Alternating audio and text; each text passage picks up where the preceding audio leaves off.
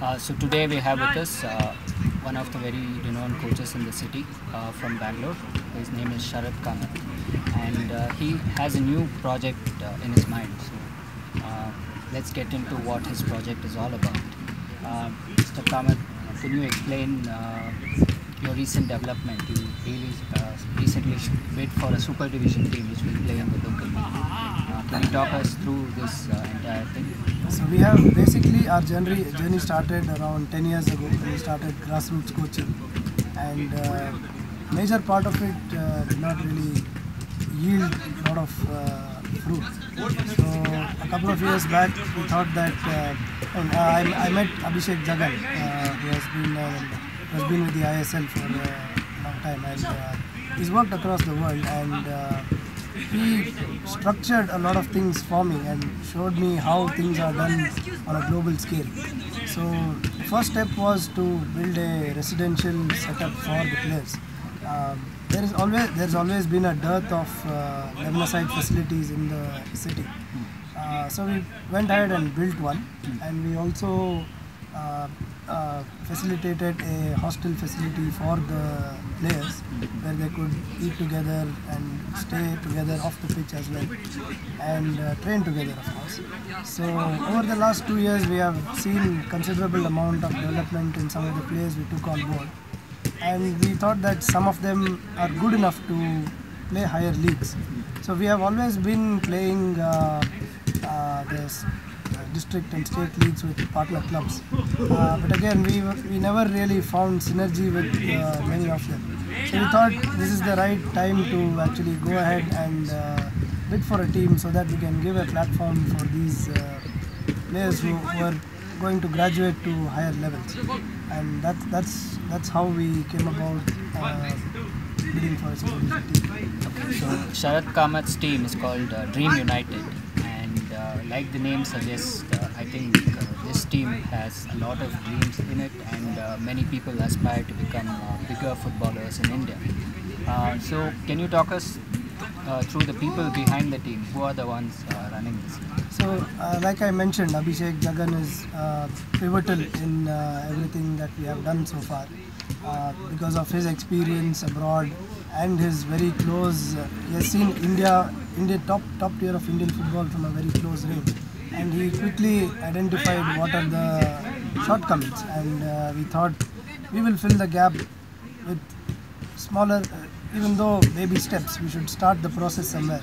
So we have identified certain aspects, simply physically and mentally, how Indian players come short when we compare them against global level players. So we put together a structure which would ensure a player development pattern through the program that we run. Okay. I've also been personally mentored by Thomas Joseph, who has been my coach through my playing days, and he helped me coach as well after I stopped playing. Then we also onboarded Mr. Shaji, who has been with the army team, various army teams for over 15 years, who recently won the Sanjay Trophy as well. He has been a very good resource for us in terms of scouting and helping and mentoring me in my program as well. Apart from that, we have Mr. Badrinath Rao, who is a very renowned biomechanics professional, who has helped us integrate a lot of the technical parts in the football program, which is culminated into one, which will be on a global scale. So you are talking about the various shortcomings of Indian players when it comes to global football. So what did you find out and put together a program for these players? So again, Abhishek had the opportunity to interact with a lot of the foreign players in the ISL and train most of the cream of Indian football as well. So with our interactions with them, the shortcomings we saw was the tactical literacy. Indian players never fell short technically. They never, with focused physical programming, they were not coming short physically either, strength or conditioning wise. The tactical literacy was the biggest challenge that even a foreign coach would come here would face in order to give out instructions and demand that from the player. So what we did was we had a very scientific approach to programming, which would incorporate tactical elements to go in with technical and physical elements. Again, we are also working as I mentioned about Badrinath Rao. So he also helps us. He's one who has won several. He has trained several Olympic athletes across the world. So he also helps us in designing a lot of these programs to put together in one, wherein we take things in a structured way.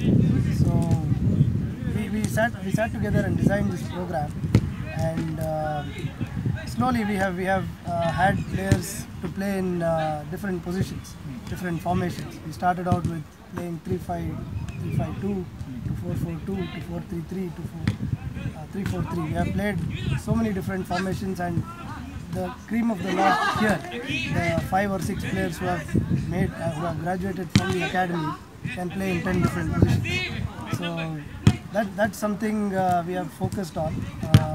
One, you need to have the technical ability to do it and the tactical literacy to achieve this. So we have made a program which incorporates all these over a couple of years, and now we can see players who can play multiple positions. So even though there are so many people running the things behind the scene, a team is nothing without its players. So apart from the academy graduates, who are the others who are we are on a.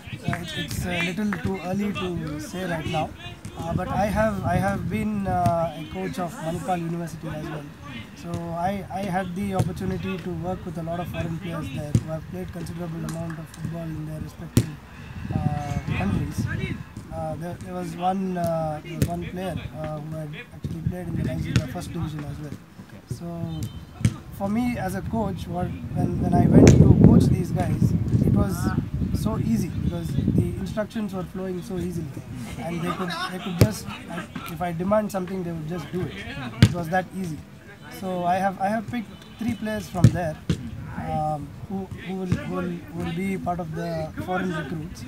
So these players again play. I mean, even in a place like Manipal University, things that go with fantastic infrastructure, and even with the culture, there wasn't much seriousness in the program. But when I went there, even the players had a ray of hope, saying, "Okay, we can continue what we were doing back home," and I had to earn their respect that way. Okay. And they are returning the same favor to me right now by coming here and playing for this team right now. We are going to close those contracts soon. That's one part of our recruitment program. Also, Shaji has always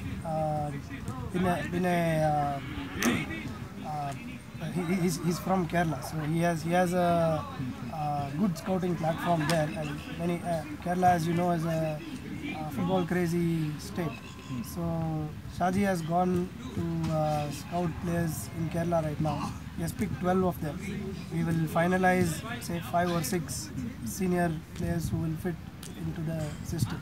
So they will be coming down for trials anytime soon, on the 28th of this month, to be more specific. So we are looking to onboard players from there as well. And we have called for an open trial. Okay, yeah. One, to engage people with the club and to find talent.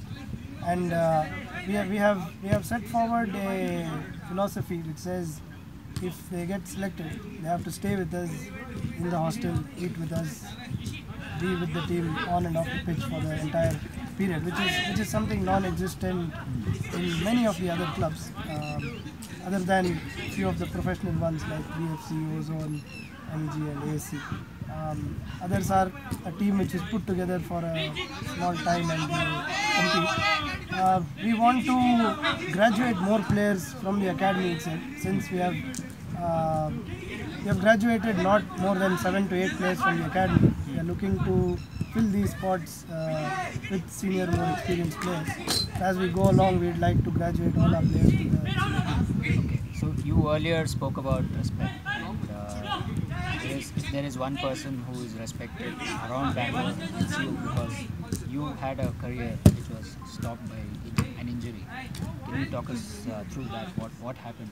Yeah, so I was diagnosed with an injury called osteitis pubis, which is an overuse injury. Basically, there was not much guidance back in my time when I was playing. We just had this thought saying, the harder you work, the better you get. It does work in a, it works both ways. You do get better, but you also tend to wear out if it is not structured well enough. And that's pretty much what happened to me, and there was no good medical advice I could find at the time. So I went through this for 5 years. I was constantly getting injured, coming back and injured, coming. This cycle was repeating for over 5 years. And when I met Abhishek when I was 28, it took me hardly 3 weeks to get back to playing. If I had right medical advice, I would have probably gone on to play bigger leagues. But once I understood what is the kind of value a sports science specific approach brings, that's when I decided to onboard these people.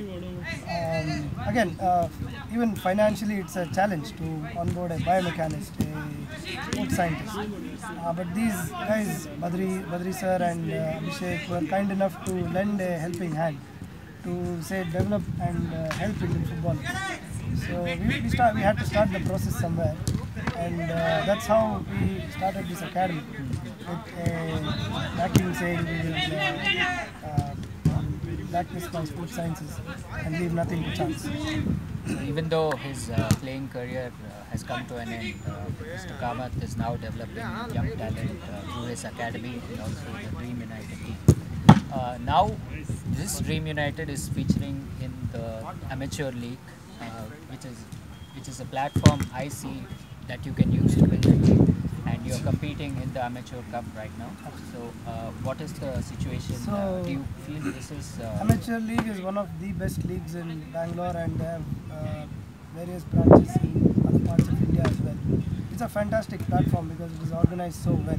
The game every weekend, which even the Super Division or the A Division is not organized in that way. We had sufficient time to prepare for 2 years. We have competed in the amateur league in the last 2 years, and we've had the opportunity to, like I said, build from the start. The tactical literacy I was talking to you about. We had this platform as a testing tool for us, and as the years have gone by, amateur league has become of much more quality with a lot of foreign players, and any time we see that it is somewhere equivalent to the Super Division, and along with a lot of Super Division players playing here. So it has been fantastic for us that a platform like this has been provided. So even though you compete in the amateur league, why the Super Division?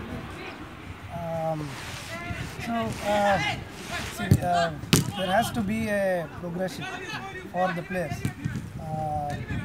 The next step to Super Division might be the I-League second division, because we as an academy or a club now, we satisfy most of the eligibility criteria for an accreditation. Accreditation has sporting criteria, financial criteria, legal criteria, infrastructure. So, like I said, we covered the infrastructure part to start with, which was a big leap for us. And then we onboarded all these professionals which satisfy the sporting criteria. And then we are proud to say that we are a club not backed by investors or any kind of, I'm not even self-funded.